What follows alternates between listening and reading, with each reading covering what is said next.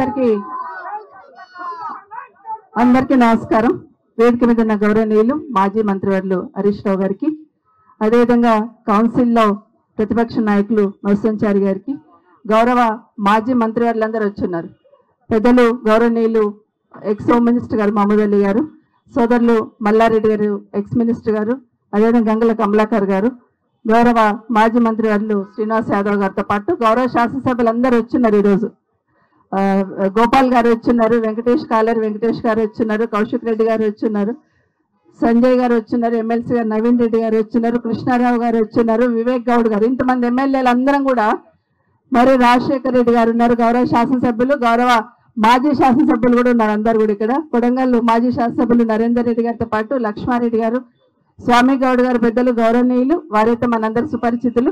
వారితో పాటు వేదిక మీద ఉన్న మాజీ శాసనసభ్యులు భూపాల్ రెడ్డి గారు, వీళ్ళందరూ ఎందుకు చెప్తున్నానంటే, ఒక్క మాట, ఈ రోజు మేము ఇక్కడికి వస్తున్నామని నిన్న టీవీలో హరీష్ రావు గారు అనౌన్స్ చేసినప్పుడు ఉదయం 8:30 వరకు తెలంగాణ భవన్ లో ఉన్నారు. వీళ్ళందరూ భరోసా ఇవ్వాలి, మన బాధ్యత, ఖచ్చితంగా వెళ్ళాలి, ఐదర్శగొట్ట అని చెప్పి మీరందరూ ఇక్కడికి వచ్చి మాకందరికి వీళ్ళందరికీ ధైర్యం ఇచ్చే ప్రయత్నంలో వచ్చిన ప్రతి సోదరుడికి, ప్రతి నాయకుడికి ప్రత్యేకంగా ధన్యవాదాలు.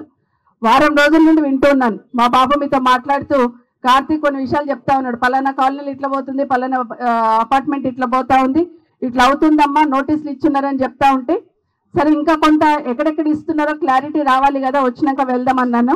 కానీ నిన్న మీరందరూ కూడా 6 గంటల వరకు తెలంగాణ భవన్కి వచ్చి మీరందరూ కూడా మీ ఆవేదన ఏదైతే చెప్పినారో, కేసీఆర్ గారు నాయకత్వంలో ఆదేశంతో గౌరవ హరీష్ రావు గారు అందరం కూడా అక్కడికి రావడం జరిగింది. మీరందరూ గట్టిగా ఏ విధంగా అయితే అంతవరకు వచ్చున్నారు, తెలంగాణ భవన్ వరకు వచ్చి గట్టిగా మీ వాయిస్ వినిపించే ప్రయత్నం చేస్తున్నారు. ఖచ్చితంగా ప్రభుత్వంలో కొంచెం కదలిక వచ్చింది. ఇద్దరు ఆఫీసర్లు వచ్చి ఒక మీటింగ్ పెట్టి చెప్పే ప్రయత్నం చేశారు. కానీ అది సరిపోదు, మనకందరు కూడా సరిపోదు.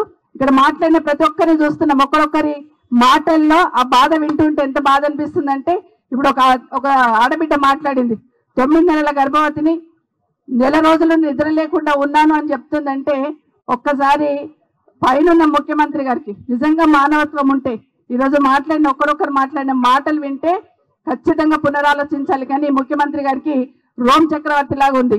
రోమ్ తలగబడుతుంటే పీడియలు వాయించినట్టు ఇక్కడ ఇంతమంది ఆక్రోషంతో గుండెలాగి చనిపోతుంటే కూడా వినిపించినట్టు ముఖ్యమంత్రిగా ప్రవర్తిస్తున్న విషయాన్ని మనం గమనించున్నాం. నా రిక్వెస్ట్ వల్ల మీకు అందరికి ఒకటే, ప్రతి కాలనీ నుండి ఇప్పుడు మీరు మాట్లాడున్నారు కదా, గట్టిగా నిలబడండి, గట్టిగా ఉండండి, ఐకమత్యంగా ఉండండి, పోరాటం చేద్దాం. మీ ఇళ్ళకి దక్కదలకుండా చూసుకుంటాం. కానీ అందులో ఎవరో ఒకరు అటు ఇటు పోయింది అనుకోండి, వాళ్ళ స్ట్రాటజీ ఏంటంటే, మేము కన్విన్స్ చేసి తీసుకుంటాం అనే లెవెల్లో మాట్లాడుతున్నారు. దయచేసి ఒక్కరు హీల్డ్ అయినా మొత్తం అందరికీ దెబ్బ తగులుతుంది. కాబట్టి మీరు ఐకమత్యంగా ఉండి కొట్లాడితే ఒక్కరు కూడా మీ దగ్గరికి రాలేకపోతారని మాత్రం దయచేసి గుర్తుపెట్టుకోమని చెప్తున్నాను. పోతున్న వాళ్ళే కాదు, ఈ ఐదర్శగోట్ల వందలాది కాలనీలు ఉన్నాయి, ఈ బండ్లగూడ కార్పొరేషన్ లో వందలాది కాలనీలు ఉన్నాయి. దయచేసి అందరు కూడా వీళ్ళ ఆవేదనను అర్థం చేసుకుని వీళ్ళకి సపోర్ట్ చేయాల్సిన అవసరం ఉందని మాత్రం మిగతా వాళ్ళకు కూడా విజ్ఞప్తి చేస్తున్నా. మాకెందుకు, మాకు రాలే కదా, వాళ్ళకి కదా తగిలింది, మేము బాగానే ఉన్నామని కాదు.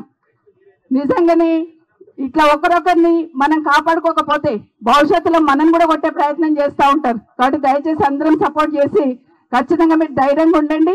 ఎప్పుడు అవసరం ఉన్నా బీఆర్ఎస్ పార్టీ మీకు అండగా ఉంటుందని బీఆర్ఎస్ భవన్ నుండి కేటీఆర్ గారు, వర్కింగ్ ప్రెసిడెంట్ గారు, కేసీఆర్ గారి నాయకత్వంలో స్టేట్మెంట్ ఇవ్వడం, నేను హరీష్ రావు గారు రావడం, మీకు అందరికీ కూడా ఒక భరోసా ఇవ్వడం అనేది చూస్తున్నాం.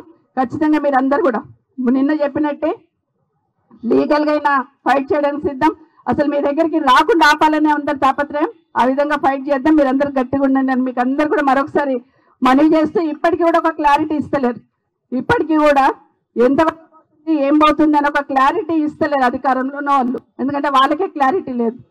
ఏదో ఒక భయం చేసి భయభ్రాంతులకు చేసి లబ్ధి పొందాలనే ప్రయత్నం చేస్తున్నారు. మీరు ధైర్యంగా ఉండండి. ఖచ్చితంగా మీ పక్షాన బీఆర్ఎస్ పార్టీ ఉంటుందని మీకు అందరికీ మనవి చేస్తా ఉన్నాను.